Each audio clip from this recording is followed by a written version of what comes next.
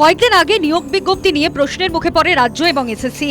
অযোগ্য হিসেবে চিহ্নিতরা নতুন নিয়োগ প্রক্রিয়ায় অংশ নিতে পারবে না, নির্দেশে জানান বিচারপতি সৌগত ভট্টাচার্য।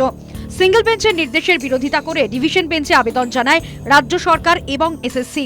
সেই মামলার শুনানিতেই প্রশ্নের মুখে এসএসসি। বিচারপতি জিজ্ঞেস করেন, কেন দাগিদের পাশে দাঁড়াচ্ছে এসএসসি? দাগিদের পাশে দাঁড়ানোর কোনো অবস্থান এসএসসি রয়েছে? দাগিদের অংশ নেওয়া বা না নেওয়ায় কিভাবে প্রভাবিত হচ্ছে এসএসসি? এসএসসির আইনজীবী কল্যাণ বন্দ্যোপাধ্যায় বলেন, একই অপরাধে কেউ দুবার শাস্তি পেতে পারে না। আমি চাই দাগিদের পরীক্ষায় বসতে দেয়া হোক। সুপ্রিম কোর্ট গোটা নিয়োগ প্রক্রিয়াই বাতিল করেছে, তবে তো দাগি শিক্ষকরা যাদের পড়িয়েছে তাদেরও বাতিল করতে হবে। এরপরই কল্যাণ বন্দ্যোপাধ্যায় জানান, চাকরিহারাদের মধ্যে 1801 জন চিহ্নিত দাগি রয়েছে। এদের মধ্যে 180 জন নতুন নিয়োগ পরীক্ষায় ইতিমধ্যে আবেদন করেছেন। ফিরদৌস শামীম বলেন, 14 জুলাই ফর্ম ফিল আপের শেষ দিন। আমি নম্বর ভ্যারিয়েশন নিয়ে চ্যালেঞ্জ করছি।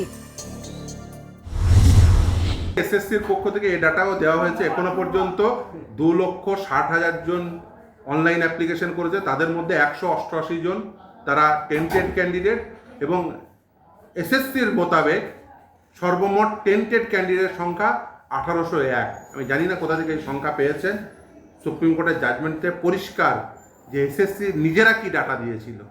আমি জানি না সময়ের সঙ্গে সঙ্গে দাগির সংখ্যা কিভাবে কমে যায়। এরপর মামলার শুনানি বুধবারের মতো স্থগিত হয়ে যায়। বৃহস্পতিবার এই মামলার ফের শুনানি। সিঙ্গেল বেঞ্চে মুখ পুড়েছে এসএসসির, ডিভিশন বেঞ্চেও কি মুখ পুড়বে?